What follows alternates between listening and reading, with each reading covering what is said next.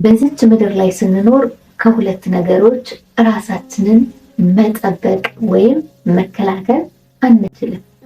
የመጀመሪያው ከተደበቀ ካሜራ፣ ሁለተኛው ደግሞ ውስጣችን ካለው ጭንቀት። ከእነዚህ ነገሮች ራሳችንን መጠበቅ አንችልም። የተደበቀ ካሜራ በየትኛውም ቦታ በየትኛውም አቅጣጫ እኛን ቢቀርጸን እኛ ማስቆም አንችልም። የውስጣችን ጭንቀትን ልክ እንደዛ ነው። አንድ ጥያቄ ልጠይቃችሁ። ጭንቀትን ሙሉ ለሙሉ ማስወገድ እንችላለን? ለ2 ደቂቃ ራሳችሁን ጠይቁት።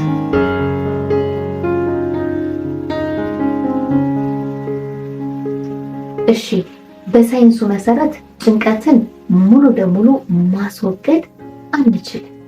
ነገር ግን በዕለት ተዕለት የህይወት ዘይቤያችን ውስጥ በቁጥጥር ስር ማዋል እንችላለን። ያ ማለት መቆጣጠር እንችላለን። ብዙዎቻችን ህይወታችን ከጭንቀት ነፃ የሆነ ህይወትን መኖር እንመኛለን።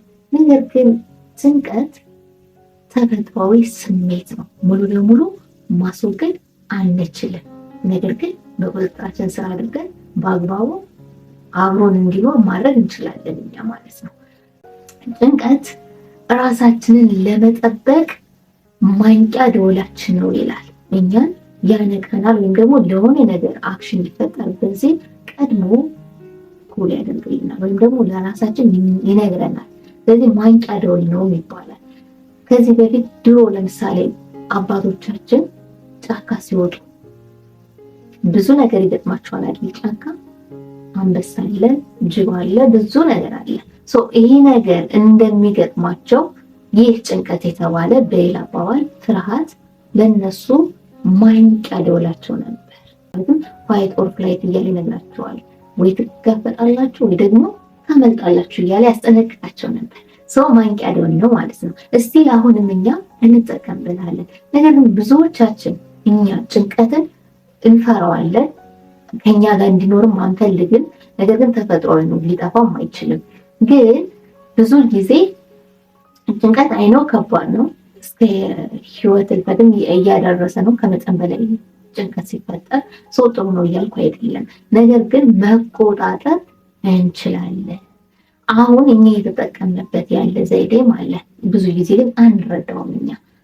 ለምሳሌ ነገ በጣም ትልቅ አዳራሽ ውስጥ ሚሊየንስ ህዝብ ስልጠና አለ እንበል።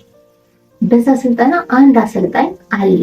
ያ አሰልጣኝ ለነገው ስልጠናው ዝግጁ መሆን አለበት አይደል?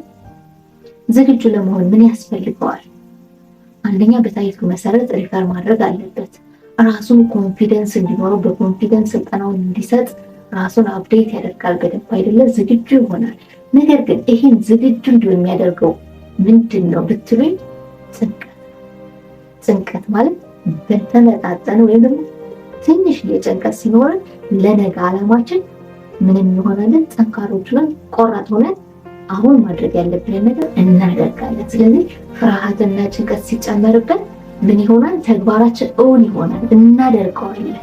ነገር ግን ይህ ሰውዬ ወይ ይሄ አሰልጣኝ ካልፈራ፣ የተወሰነ ጭንቀት ከሌለበት፣ ነገ መድረክ ላይ ቆሜ ምንድን ነው ማቀርበው ብሎ ካላሰበ፣ ተረዳችሁኝ? የተወሰነ ጭንቀት ከሌለበት ምንም አይነት ሪፈርስ ሳያደርግ ቢሄድ ምንም አይነት ትርጉም ያለው ትምህርት ላይሰጥ ይችል ይሆናል። ከመድረኩ ቆሞ ሊወርድ ይችል ይሆናል። ነገር ግን ስልጠና ሲባል ሰዎችን መቀየር አለበት አይደለም? በህይወታቸው ውስጥ ተምረው ህይወታቸውን እንዲቀይሩበት መሆን አለበት አይደለም? ይሄን ለማድረግ ሰውየው ዝግጁ መሆን አለበት።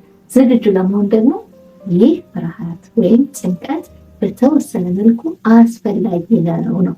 ስለዚህ ብዙዎቻችን ጭንቀትን እንደ መጥፎ ብቻ አድርገን ባናየው፣ በቁጥጥራችን ስራ አድርገን ለኔ ይገፋኛል፣ ፑሽ ያደርገኛል፣ ነገ አዲስ ነገር እንድሰራ፣ ተግባሬን ዛሬ እቅዴን እንድፈጽም የሚያደርገኝ ይሄ ነው ብዬ ከተቀበልኩት በቁጥጥር ስር ዋለ ማለት ነው።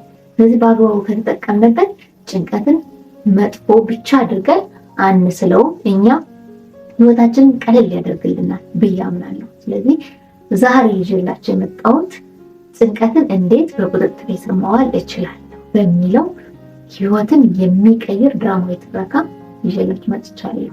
በእርግጠኝነት በተለይ ከመጠን በላይ የምናስብ የምንጨነቅ ሰዎች ካለን በእርግጠኝነት ከዚህ ድራማዊ ትረካ ወደፊት እንድትሄዱ አሁን የሚያስጨንቃችሁን ነገር ስታችሁ ወደፊት አንድ እርምጃ እንድትሄዱ ያደርጋችኋል ብዬ አምናለሁ። ከዚህ በፊት ግን ስለ ኦቨር ቲንኪንግ ወይም ከመጠን በላይ ስለማሰብ፣ ከመጠን በላይ ማሰብ እንዴት ይመጣል? ለምንስ ይፈጠራል? ቢፈጠርስ ከመጠን በላይ ጭንቀት አለኝ ግን እንዴት መፍትሄ ልስጠው የሚለውን መፍትሄውን ማስቀምጥላችኋለሁ፣ ቪዲዮ ሰርቻለሁ። ስለዚህ ተመልሳችሁ ቪዲዮን እንድታዩት ሪከመንድ አደርጋለሁ። ከዛ ውጭ ኮሜንት እፈልጋለሁ። ቪዲዮን ካያችሁ በኋላ ድራማዊ ትረካውን ከመጨረሻው ካያችሁ በኋላ እናንተ አሁን ከመጠን በላይ የሚያስጨንቃችሁ ጉዳይ ምንድን ነው? ይሄ ነገር ከመጠን በላይ ያስጨንቀኛል ብላችሁ ጻፉት። ደብተር ላይ ጻፉት፣ ለእኔም ኮሜንት ላይ ጻፉልኝ። ይህ ከመጠን በላይ የሚያስጨንቃችሁ ጉዳይ መፍትሄ እናንተ እዛው አገኙለት። ያ ማለት በእናንተ ቁጥጥር ስር ከሆነ በእርግጠኝነት መፍትሄው ከእናንተ ጋር ነው፣ ታገኙታላችሁ ብዬ አምናለሁ። ነገር ግን በእናንተ ቁጥጥር ስር ያልሆነ ነገር ከሆነ የምትጨነቁ ግን ይሄ ስህተት ነው ማለት ነው። ይህ ስህተት እንደሆነ ማረም አለባችሁ። ስለዚህ ከመጠን ማለት በቁጥጥራችን ስርና በቁጥጥር ውጭ ናቸው ብለን የምናስባቸውን ጭንቀቶች ደግሞ ከዚህ በፊት ቪዲዮ በሰፊው ሰርቻለሁ። ስለዚህ ቢሆንና አሁንም ተመልከቱ። እኛ ልንቆጣጠራቸው በምንችላቸው ነገሮች ብቻ ማተኮር እንዳለብን በሰፊው ማብራሪያ ሰጥቼ ቪዲዮ ሰርቻለሁ። ስለዚህ ግቡና ተመልከቱ እላለሁ። ኮሜንት ላይ እንዳልኳችሁ ከመጠን በላይ የሚያሳስባችሁ ነገር ጻፉልኝ። ራሳችሁ መፍትሄ ስጡ። አይ እኔ መፍትሄ መስጠት አልችልም ግን ይህ ጉዳይ ያሳስበኛል ብላችሁም ጻፉልኝ። እኔ በእናንተ ኮሜንት መሰረት እንደገና ሪቫይዝ አድርጌ ቪዲዮ እሰራላችኋለሁ ማለት ነው። ስለዚህ እስከ መጨረሻው አብራችሁ የተከታተሉ። ለቻናሉ አዲስ ከሆናችሁ ደግሞ ሰብስክራይብ በማድረግ ቤተሰብ ሁኑ። ለሌሎች እንዲደርስ ላይክ፣ ሼር ማድረጋችሁን አትርሱ። በዚህ ቻናል ሁልጊዜ ሼር ማድረግላችሁ ከራሴ የህይወት ተሞክሮ ከሌሎች የተማርኩትን ከመጽሐፍ ያነበብኩትን ራስን ማሳደግ ላይ ወደ እናንተ ሼር አደርጋለሁ። ይጠቅማችኋል ብዬ የማስበው ለእኔ የጠቀመኝን ነገር ለእናንተም ሼር አደርጋችኋለሁ። ስለዚህ ሰብስክራይብ ብታደርጉ ታተርፉበታላችሁ ብዬ አስባለሁ። አብራችሁ ይቆዩ።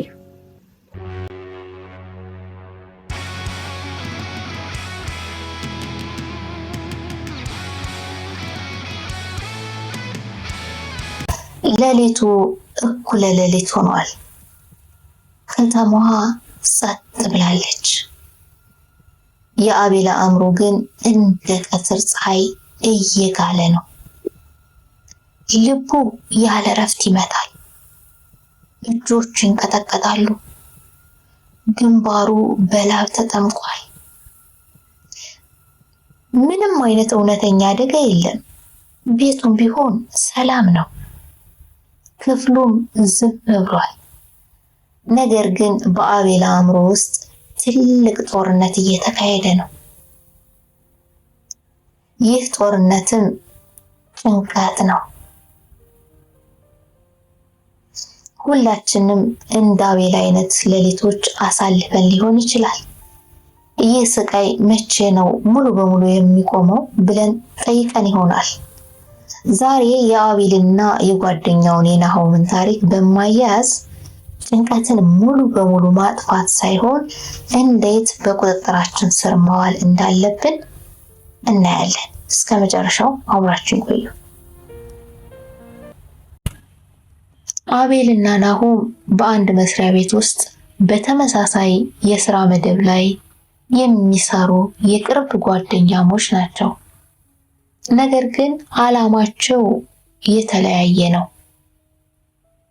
አቤል ለአነስተኛውም ለትልቁም ለሁሉም ነገር ቶሎ የሚጨነቅና በጣም የሚጨነቅ ሰው ነው። ነገ ስህተት ብሰራስ፣ አለቃዬ ቢሰድበኝስ፣ ከስራ ቢያባረረኝስ የሚሉ ጥያቄዎች አእምሮውን ያደሙታል። በተቃራኒው ናሆም ደግሞ በጣም የተረጋጋ ሰው ነው። እሱም እንደ አቤል የስራ ጫና አለበት። እሱም ሰው ነው፣ ይሰማዋል። ነገር ግን ናሆም አንድ ምስጢር ያውቃል። አንድ ቀን አቤል መቋቋም አቅቶት ናሆምን ለመጠየቅ ወሰነ። አቤል ለናሆም ይህንን እሳት እንዴት አጠፋኸው? ጭንቀትን ሙሉ በሙሉ ከውስጥህ እንዴት አስቆምከው? እያለ ይጠይቀዋል። ናሆምም መለሰለት፣ አቤል ወንድሜ፣ እኔ ጭንቀትን አላጠፋሁትም፣ ምክንያቱም ማጥፋት አይቻልም። ጭንቀት ጠላት ሳይሆን የጥንት ጠባቂህ ነው ሲል አስረዳው። ናሆም ለአቤል አስረዳው፣ የሰው ልጅ አእምሮ የተሰራው እኛን ለማስደሰት ሳይሆን እኛን በህይወት ለማቆየት ነው ሲል አስረዳው።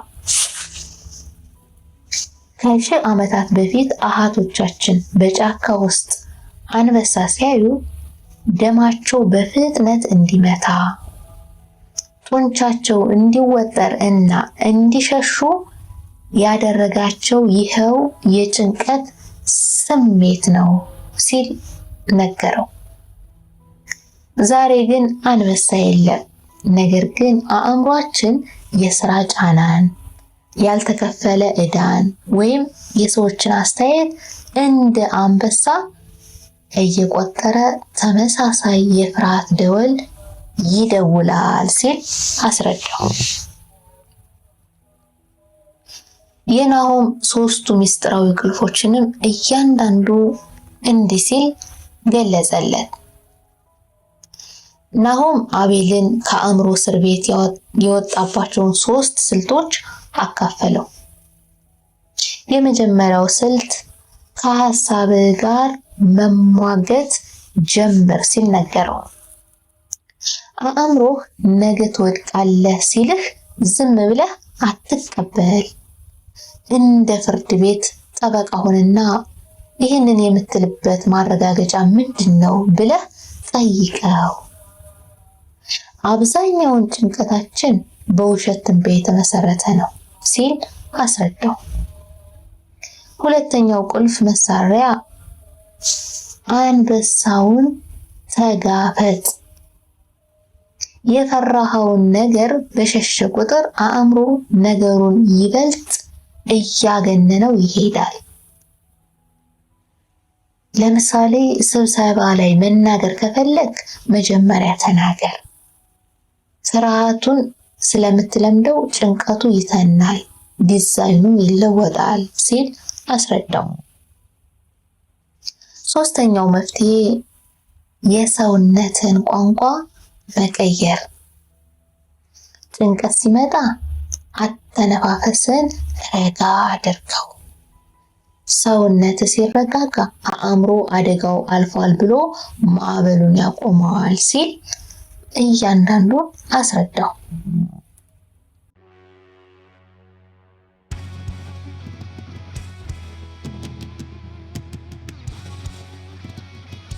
ዛሬ አቤል ከጭንቀት ሙሉ በሙሉ አልተገላገለም። አሁንም ፈተና ሲመጣ ይጨነቃል። ነገር ግን አንድ ልዩነት አለ። አሁን ጭንቀት ለአቤል እስረኛ እንጂ አቤል ለጭንቀት እስረኛ አይደለም። ወዳጆቼ፣ በአእምሯችሁ ውስጥ የሚጮኸው የፍርሃት ድምፅ እናንተን ሊያጠፋ ሳይሆን ሊጠብቃችሁ የመጣ መሆኑን እወቁ። አትዋጉት፣ ስሙት፣ መርምሩት። ከዚያም በራስ መተማመናችሁን በደንብ አዳብሩት። የአቤል ታሪክ በሕይወታችሁ ላይ ብርሃን እንዳሳያችሁ ተስፋ አደርጋለሁ። እናንተስ በአእምሯችሁ ውስጥ የሚጮኸውን አንበሳ ዝም ለማሰኘት ምን ለማድረግ ወሰናችሁ? ኮሜንት ላይ እችን ጻፉልኝ። ስለተከታተላችሁ ከልብ አመሰግናለሁ። ቻናሉን ሰብስክራይብ ማድረግ ቤተሰብ ሁኑ። ሀሳብ አስተያየታችሁን እንዳልኳችሁ ኮሜንት ላይ ጻፉልኝ። ለሌሎች እንዲደርስ ላይክ፣ ሼር ማድረጋችሁን አትርሱ። በያላችሁበት ሰላማችሁ ይብዛ።